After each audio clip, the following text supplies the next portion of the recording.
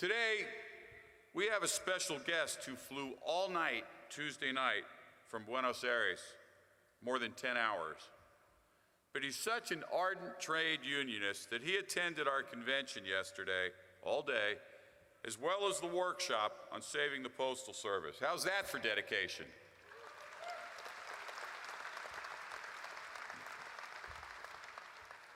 He's asleep. No. Rueben Cortina is a labor lawyer, law professor, and trade unionist from Argentina's Commerce Workers Union, his country's largest union, and one of the few unions in the world to successfully organize Walmart workers.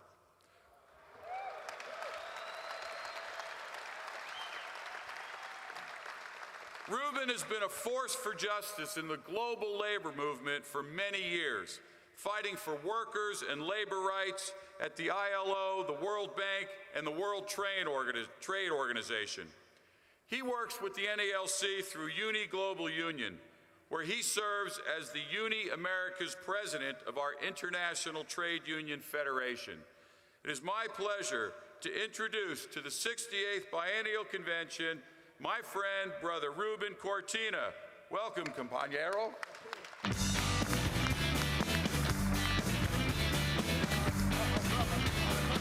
Okay.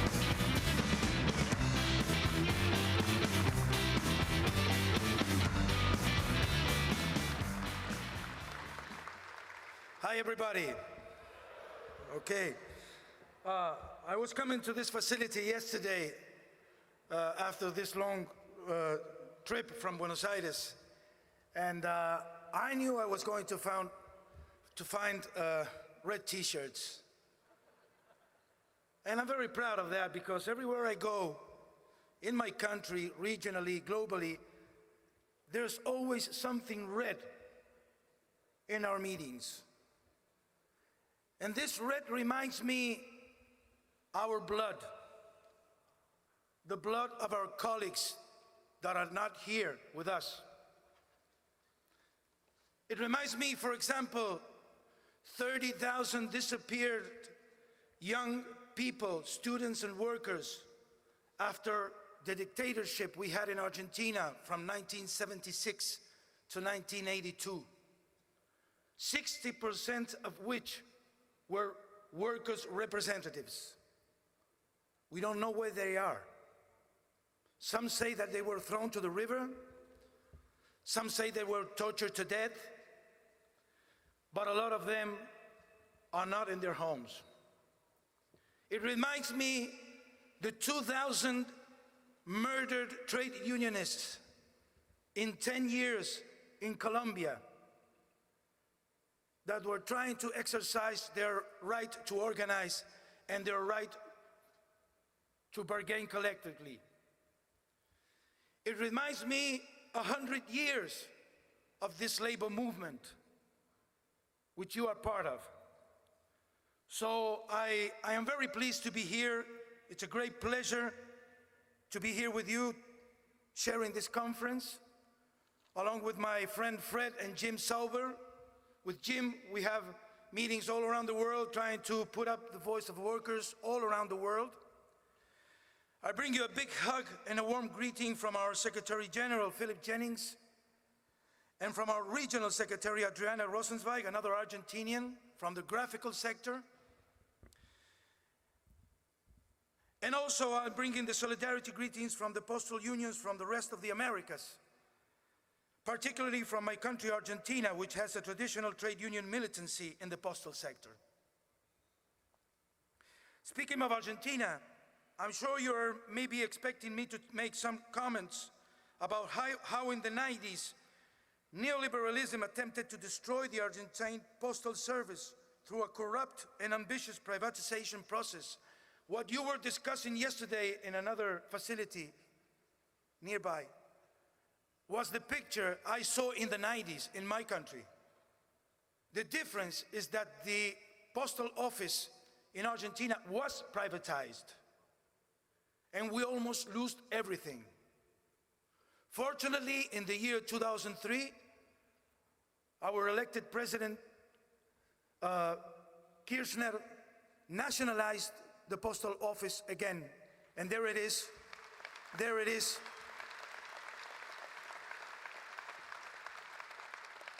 But first, let me share with you some views that UNI has on the current global situation, just a few ones. We noticed it in the ILO conference.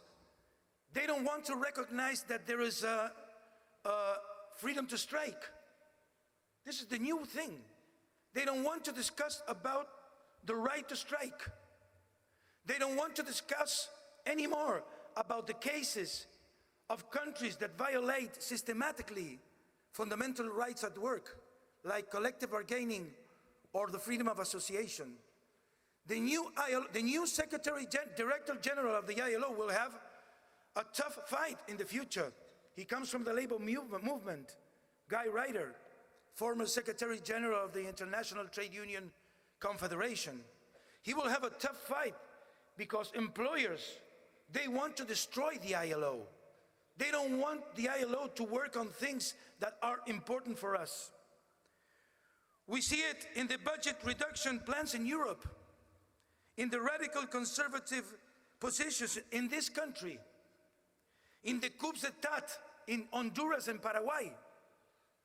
Again and again, South American democracy is again on the scope. In the despair of the mass media of the establishment in relation to governments such as Brazil, Argentina, and Uruguay, which have taken alternative development paths within the framework of neo-developmental policies.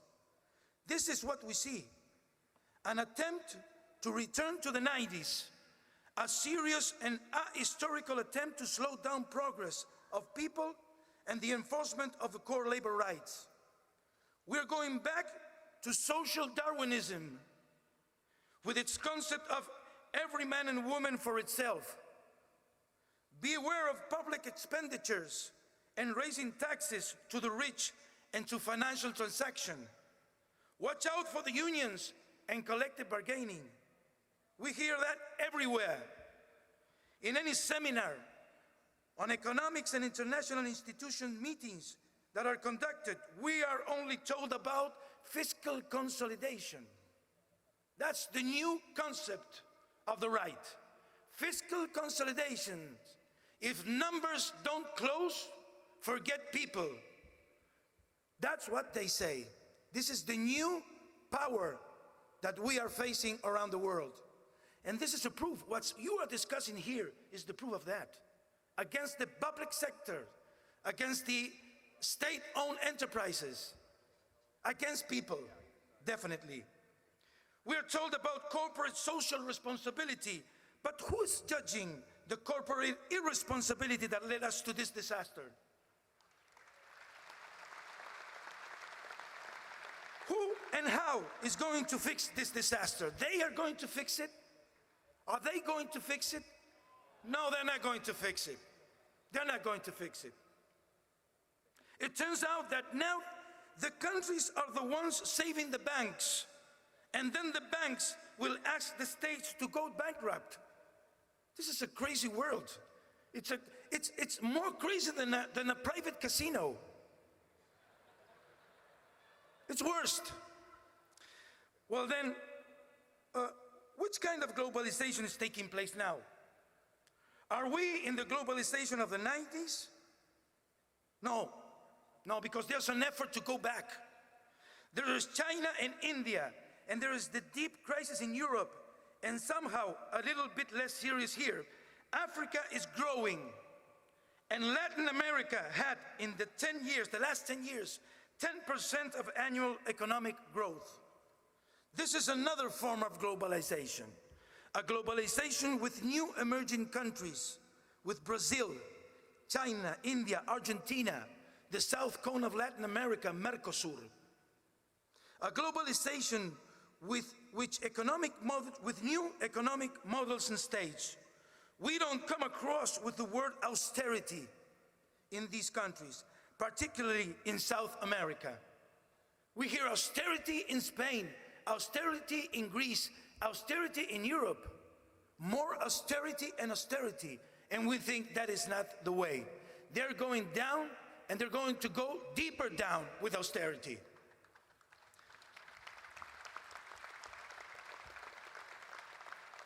Still, we are now facing, as UNI called it, a shift in power. This is about the most powerful attempt to go back in time, stop this process, end with the labor laws, with the ILO, the collective agreements, and with the unions. We are in America. Now we are in North America, but we are in America, and we must look America differently than we have historically viewed it. What is happening to you around the issues of unions and labor rights? As our colleague Larry Cohen told us before, they have tried the same to happen to us in those countries in which we have built a high or medium union and collective bargaining density.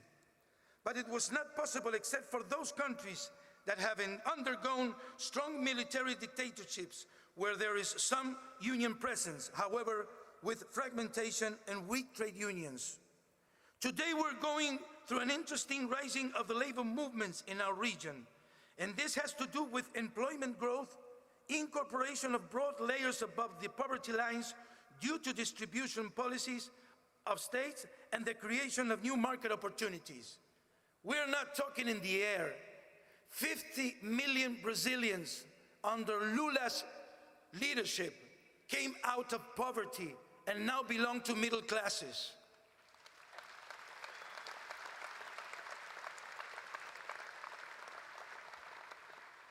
In Argentina, my country, in the last 7 years, 5 million jobs were created.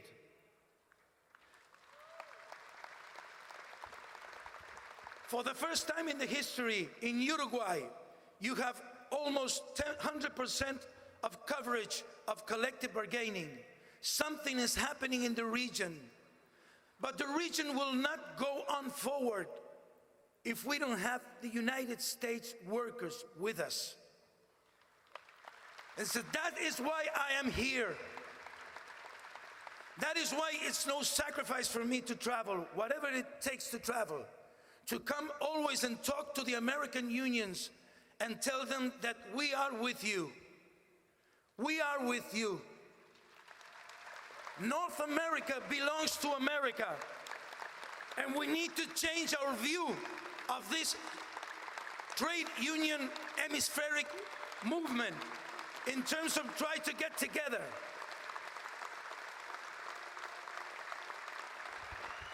In this new scene,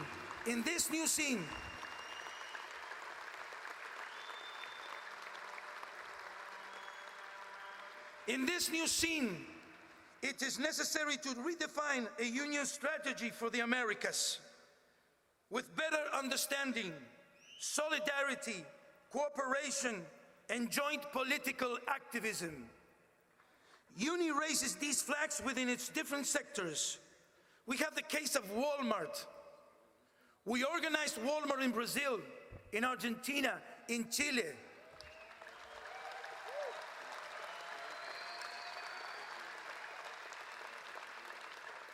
We did it with the help, obviously, of law. But law is not enough. You can have good laws in North America, in Europe, where, as you know, they have good labor laws, but they're going down. So we need labor laws, good labor laws. We need a role of state, but we need good unions. And we need people to get in the street and mobilize. When Walmart came to Argentina 15 years ago, they settled in a city called Cordoba. Our union went there to talk to the management. They said, we're going to come tomorrow to organize the people. And the manager said, we don't need a union here, so you better not come. Oh yeah, you don't need a union. The next day, 200 activists in the doors of Walmart, burning ties and breaking windows, obliged them to organize the store. 15 years after, in the 35 stores we have in Argentina, they're all organized. You can have good laws, but you need strong unions.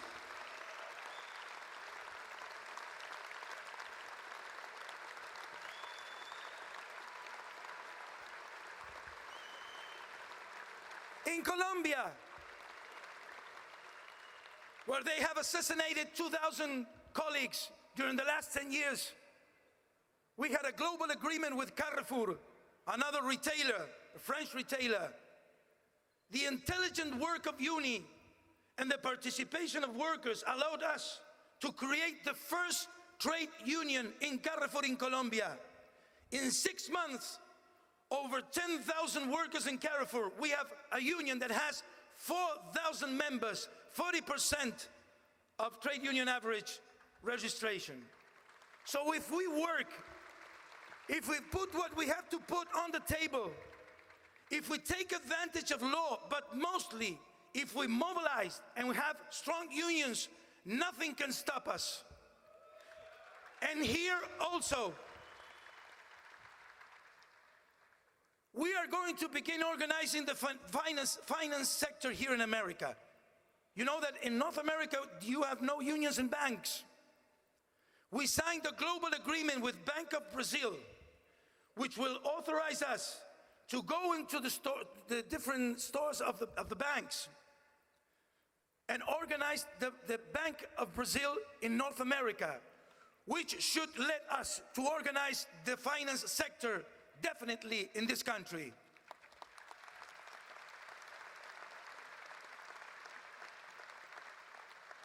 But we need to work closer together, learn about the different realities, and leave behind old concepts of symbolic solidarity in order to take action and adopt strategies of real solidarity, joint agendas, and accurate deadlines. I'm not going as president of UNI-Americas, and that is what I told all our members, to a seminar, to a workshop, for training or for whatever, without going out of that seminar with a plan, an agenda, and a deadline. We must stop talking just for talking.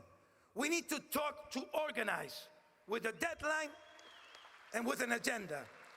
So guys, we support you on your fight against privatization.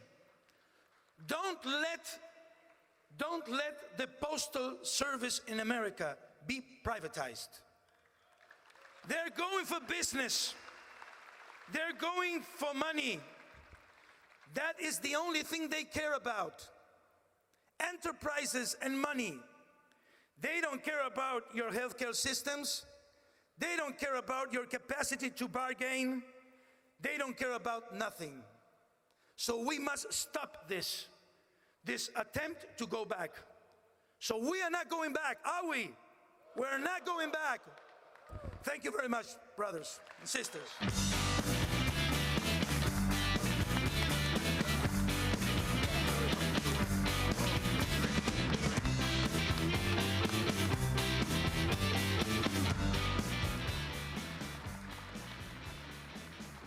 Okay, Ruben, we always have a little gift for our guests. We got you this bottle of wine. That's it. I hope you like wine. I was waiting for it. Yes. Okay, thank you very much. Thank you. Okay, thanks. What'd you think of Ruben?